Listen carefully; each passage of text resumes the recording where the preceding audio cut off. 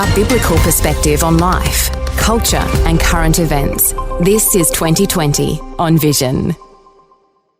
Let's take another opportunity today to be able to understand the relationship between Christians and Jews.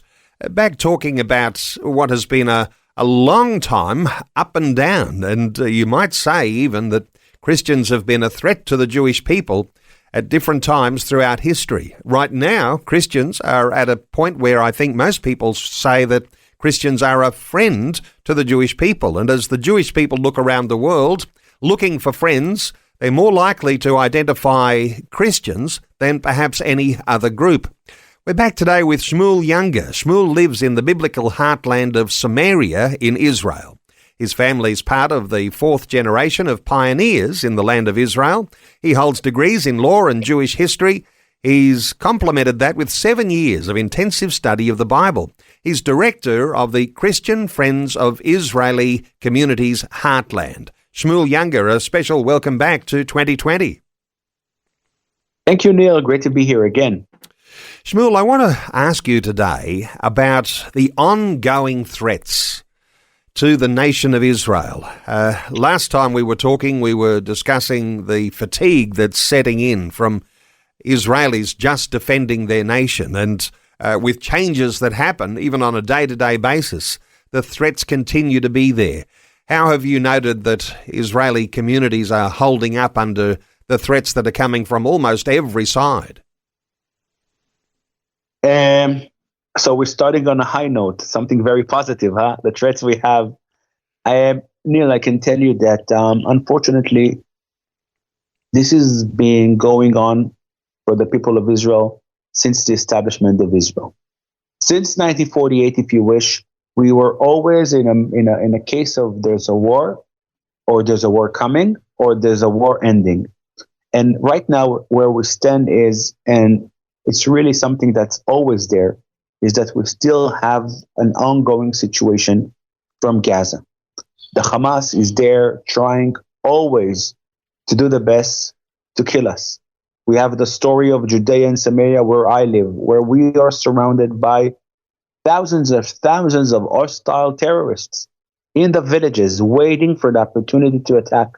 We know that because on a regular basis, our army and our security forces are stopping them from doing it. Sometimes they are able to do that. Sometimes they attack. Sometimes they don't.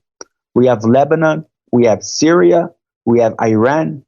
We have Yemen. But even Iran by itself, a place that devoted their life to destroy Israel. So there's negotiation, and Donald Trump is trying to have here and there. We're trying to surround ourselves with a situation where we're going to hold all those different areas. But the truth to say is this: Israel understands now, after the 7th of October, that we will always need to be on alert, protecting our homes. It's a very sad story, Neil. I must say something in 7th of October cracked for every Israeli, because there was almost a dream. There was a vision that one day people will feel at peace and calm and relaxed. But then the 7th of October hit, and everybody was surprised. It took us by surprise, and we were so shocked that I think something forever more will change in the Israeli perspective. They are gunning for us. They want to attack. Don't allow it to happen. Always be careful and on the guard. Schmuel, tell me about parents, because after the October 7, 2023 attack, clearly there were parents who had teenagers who were attending a musical event. There are parents now who might be worried about letting their children go and play with neighbours. How has this whole issue with attacks, and there are threats from every side, how has that affected parents and the way they think about raising their children? The honest truth is, it didn't. And I'll explain why. If you are a parent who is worried about the fact that Israel is under risk of missiles or attack, if you are panicking about it and you cannot live normally, the only solution for you is to leave Israel.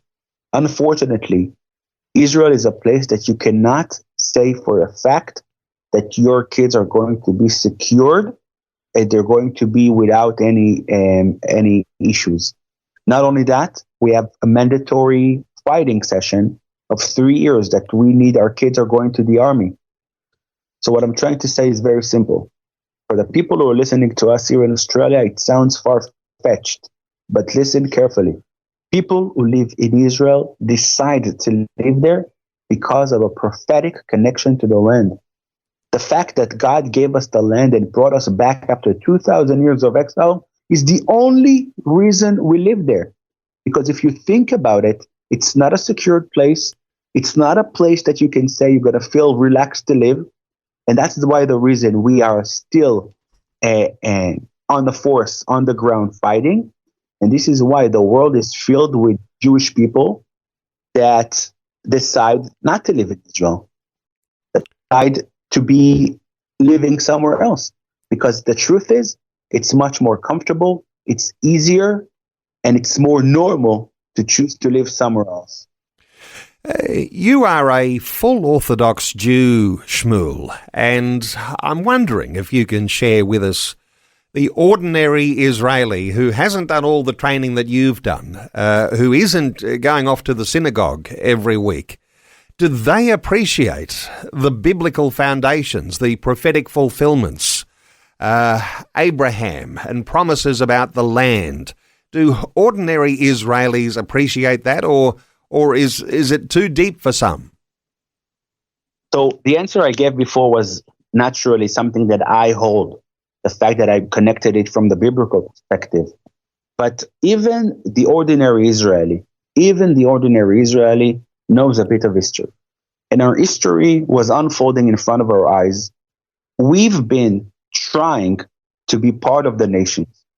In the years of exile, we were literally in every place in the world we found ourselves living, and we actually did pretty well in everywhere, right? The history taught us that even though we were immigrants, we were able to survive and actually to live pretty well everywhere. But the lesson we've learned is that no matter how much we tried to interact and be in a place, we found ourselves in a situation that the only place we can call home is the Jewish homeland. And the fact that we are praying and the fact that our history was all about one day we will return to our land. And the 2,000 years of exile brought us there, not from the biblical perspective, from the history perspective. I'm talking for the people who are not so observant. They have something that says that. You know, you have people that their family come from the Holocaust. You know, you have people that their family come from Arab countries. And we know what we went through in all those countries. So it's really easy to explain why Israel is the only place where you can feel secured and well. And now, if you can ask yourself, but you're not secured, true. But if something happened, we have an army, we have people, we have brothers who are helping to protect our homeland. And this is the first time in history we have this ability. We're not strangers, we're not foreigners, we are in our homeland, in our home. I mentioned about the friendship between Jews and Christians, and I'm sure that not every Israeli thinks it's a good thing that what you do, you're a bridge builder. You're actually building friendship between Christians and Jews. But I imagine that not every Jewish person would see that as even being a trustworthy pursuit. Can you reflect on that? You said before, and you said correctly, that the history, as we just talked about history, taught us a lot of the time that Christians, not only they weren't friends, they were something to avoid. And it's true. There are a lot of people that still have the notion of history and the persecution and a lot of different parts that showed us that Christians are not friends. But as the year changed and the history changed, and now there are a lot of Christians that abandoned the replacement theology that was one of the strongest elements that separated between Jews and Christians. Now we have a new generation that is open to observe. And I can tell you myself, I wasn't born to be friends of Christians. In the world that I've lived in, my background never taught me that there is even a fact that there are Christians friends out there. I always say when I talk to groups that, funny enough, whatever group I'm going to speak to, 20, 30, 40, 50, 100 or 1,000, it's not going to make the news. Because news is always something negative. So, if we're going to take some Palestinian flags and we're going to demonstrate it on downtown Sydney, 5 people we're going to make the news. And 1,000 people coming to support Israel is not going to make the news. So a lot of Israelis just are ignorant about it. They don't understand how much support we have from the Christian world. And one of our jobs, one of our work is to do exactly that.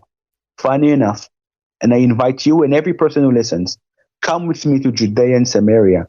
And when you come to a community that has been going with our organizations working for more than 25 years, they understand how real friendship looks like, because they invited Christians, because they hosted Christians, because they saw Christians being friends. So this is an ongoing movement, and you're right. Not everybody is on board, but there's more and more people who gets it. Is it the case that history might even show us that sometimes friendships can be fragile? And with the growing anti-Semitism movement around the world, and with media that reports propaganda from those who would like to draw a wedge and drive a wedge between everybody and the Jewish people, that somehow or other Christians need to be guarded so that they don't allow this biblical call to friendship with Israel to be disrupted. What are your thoughts here about maintaining a good friendship, even when there are things that sometimes people hear things and there's potential for disruption of the friendship? Any thoughts from you? I think that, as we spoke about, the base of our connection is biblical. And when it's a biblical connection, I hope that we know that God's words cannot be changed or replaced. It's not a human being. And if this is the root of our friendship and our connection, therefore the Bible is not replaced and the word of God is not replaced. Whatever media says to you, whatever influence you can get from the streets, people should stand strong and say, we believe in God, we believe in the Bible, and we believe in the people of Israel. And I can tell you that one of my observation is that people who are connected to Israel, they're also connected to Jewish people in their surrounding area. I mean, here in Australia, there was a big movement of never is now, the rallies that happened all around Australia. The people who were leading this, I don't know them personally, but I can tell you, I know for a fact they are connected to Israel. There's a line here that connects supporting the people of Israel and the people of God wherever they are. And I hope that the people who listen to us, who want to take part of the story of supporting Israel, are also friends for their Jewish neighbors who at this time need the support more than ever, if you ask me. So we have this understanding of God who is transcendent. He is the God of Israel, the God of the Jewish people. He's the God of Christians. And I love the way you put it. It's a biblical foundation that holds our friendship sure. Our conversation today is with Schmuel Junger. Schmuel lives in the biblical heartland of Samaria, was recently in Australia, and happy to talk about all of these sorts of things, and wonderful to get some insights today, personal insights about how Jewish people feel in their friendship relationship with Christians. And to strengthen those things, Schmuel is a bridge builder. To connect with him, you can connect with him via the Christian Friends of Israel Communities Heartland, CFOIC.com. That's CFOIC.com. And they've got a whole lot of initiatives, and Schmuel looking for Christians to support those initiatives that are supporting families who are under real stress and real pressure and real fatigue from the ongoing battles that they've been fighting to defend the homeland in Israel. CFOIC.com. The Australian office leader is Pam Culpert. You can connect with Pam at CFOIC.com. Schmuel, wonderful getting your insights. I hope we get to talk again another day soon. Thanks so much for sharing your heart with listeners today on 2020. Thank you, and thank you, Australia, for being such real friends.